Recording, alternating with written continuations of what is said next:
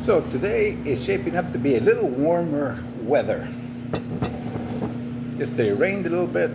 Every day it rains a little bit and it's sunny most of the day or cloudy sunny. But today it was sunny and warm. Had to go charge my phone. You know, you buy 2 to 6 gigabytes of memory and unlimited calls for anywhere from $1.35 to for 6 gigs it costs you $3, and it lasts 4 to 6 days. So I went and got 88 Cordobas, which is 270, 280, somewhere in there. Bought some lemons. It's funny, the price in here, not just for the phones, is pretty much set. But like I bought little green limes. And yesterday I went to one place and they wanted 40 Cordobas. I said, oh, that's too much. So today I went to a lady that I'd gone to before and it was 30. You know, none of the prices are posted here. Not a single thing. Except when you go to like Maxi Pali, which is like a regular grocery store with prices. But on the street vendors and the outdoor markets, they have the Nicaraguan prices and the gringo prices.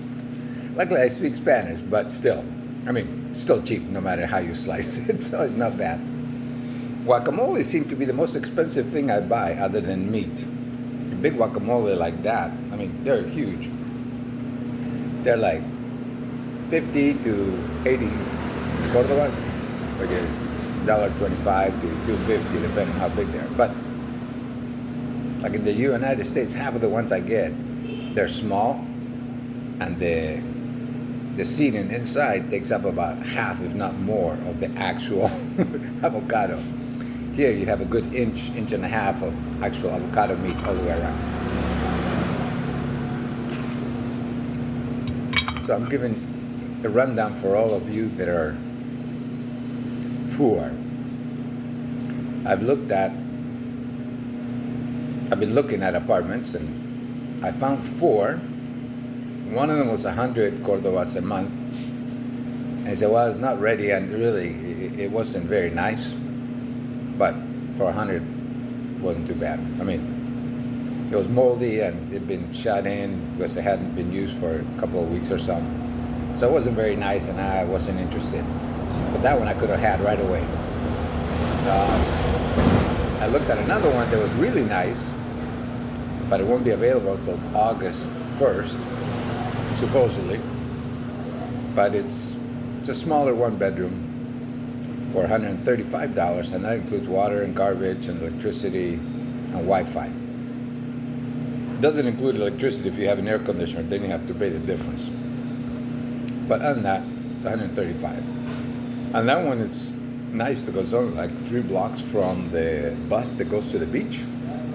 So one can walk to the bus, go to the beach, pay $2 and be there half hour, depending on how many stops it makes along the way.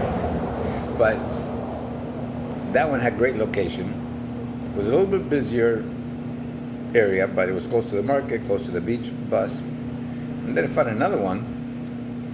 Interestingly, I found it while shopping at the main market downtown. Everybody I talked to, I asked, and I was buying rice from this lady. I said, well, you know, I'm looking for an apartment. And she was like, she didn't say anything, so I'm like, oh, you know something. She says, well, I have some apartments. So we made an appointment, I looked at it, and it was great. It was a 2-bedroom, 1 bath, big living room, kitchen, dining area. You know, it's basically like an open kitchen concept like in the United States. The room, the main living room was like 25 by 20, so it was really nice. In a secure location, had a great big yard in the back, with a covered patio that was like 15 by 20. You could have barbecues out there that had seats and nice big garden area. And that was $165, but you paid for all the utilities. But it's not quite ready yet because they had like 4 mini splits in the living room just sitting there. And they said, well, I'm putting mini splits and I have to wait until the electrician installs them. She's installing all the units, which is great, you know, to have a mini split. It's funny though, the bedrooms and the bathroom are on one side of the house. And those you can close off to cool them down. The other side, which is the main living area, and it's kind of got not really high cathedral ceilings, but fairly high. On one side, the fence that faces the walkway to get to the apartment, they have this little bricks like that, so there's openings about this big all the way across the front. So it's got airflow ventilation, and here, that's the key. I mean, I haven't had air conditioning since I've been here, and I have an air conditioner in my room, but you pay extra for that. So I haven't used it, but with the fan, it's great, and it keeps the flies away, which is good as well. So I'm hoping to hear about that sooner rather than later. I looked into all the stuff you have to buy to live in an apartment because, of course, you can rent a furnished apartment and then, of course, a lot more money. But unfurnished, this one had a queen-size bed, thank God. But without anything else, you have to buy a refrigerator, you have to have a stove, chair, seats, towels, sheets, all the stuff that I have in the U.S. but that I don't have here. And it almost, other than the refrigerator that I couldn't bring on the plane, like towels were $1.50 to $2.50, and dishes, I found a set of knives. I like to cook my own food, as you all know, and having a good knife is crucial. And here I've been cutting with like butter knives and little steak knives, which are tiny like that. But I finally found one, and it was 250 Cordobas for 5 kitchen knives, like to actually chop stuff and all that. So that wasn't too bad.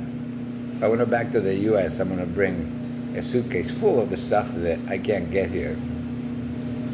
It's funny, I wear earplugs, and especially now with the fans, because the fans are running all night.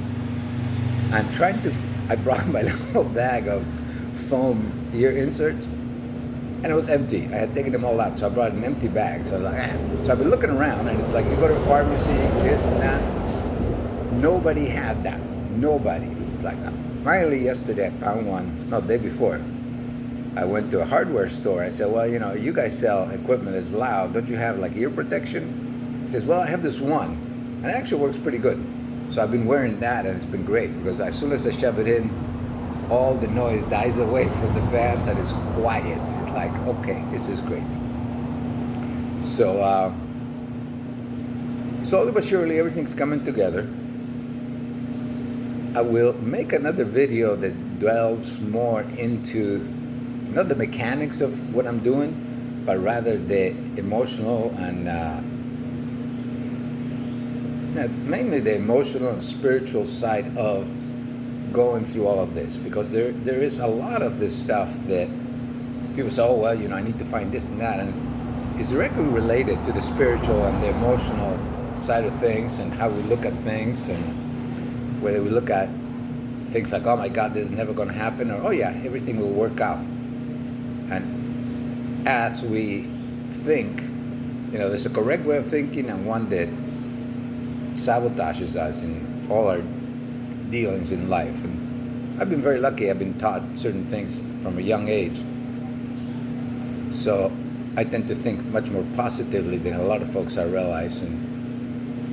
But I want to share that because a lot of people are stuck in a situation and they complain, but they don't know how to get out of that. And obviously, yeah, if we had more money, if we had more this, and if we had more that, it'd be a lot easier. But all of that comes about from an inner sequential thinking process. And I'll just give you an example of that. When I lived in Portland, I owned a house. I used to be a realtor, so I used to have a lot of apartments and houses, and then I sold them all, and I just had the one that I lived in. And I wanted to go traveling to Mexico, so I put it up for sale, and I wasn't a realtor at that point, so I hired a realtor, and I knew what the prices were, I knew what the correct price was, and I put it there and all that, and it didn't sell, and I knew there was something inside of me that was keeping it from happening. And then one day, I remember it was Saturday morning, it finally clicked what the problem was within myself. And it had nothing to do with the house at all. Not one little bit. But it was like, okay. And then I knew that everything was going to work out. And on Monday, the realtor calls. And he goes, well, guess what? I said, yeah, I know. We got an offer on the house. I was like, how did you know? I said, well, it's a long story. I won't go into it. So we had an offer on the house on Monday and 2 more on Tuesday and Wednesday, and it closed in 3 weeks for full asking price. So a lot of the stuff out there that looks like it's reality, it's like, oh, well, this is keeping me from doing this or that's keeping me from doing that. That's just the byproduct of our inner process, all right? Our own inner thinking and feelings, whether we are allowing or constricted and like, oh my God, everything's going wrong. I can't think it anymore. And when I get to like that sometimes too, but I just remember, oh yeah, I need to go back to the other way. That works a lot better. So I'll talk a little bit more about that, but I figure I'd give you a little bit of where I'm coming from, because it really makes a huge difference. When I was a realtor, got to the point where, and I was pretty good at it. I mean, I became #1 realtor in the company. And I had callers and, set appointments and all that, and had past clients. So, I was pretty well set. But when I needed more business, I would just meditate. And as soon as I meditated and just like calmed down and got into a different vibration, then clients would call me up and say, hey, I want to buy a house, or I want to sell a house. And it was interesting how that correlation, until we get to a certain point, it doesn't make any sense. And then all of a sudden it makes perfect sense. And it's kind of like when you're surfing or, kayaking down a river. There's a certain path that's the path of least resistance that the river or the surf takes you. And there's another one that's in the same river. It's a lot more difficult and throws you against the rocks, and then you're bleeding from the head. And that's where we have a choice about how we go about doing these things. But it's a process, like I always say. I had a girlfriend that would tell her that, and she was like, the freaking process. I said, well, it is a process. You just have to go through it. And we all go through our own process. There's no question about it.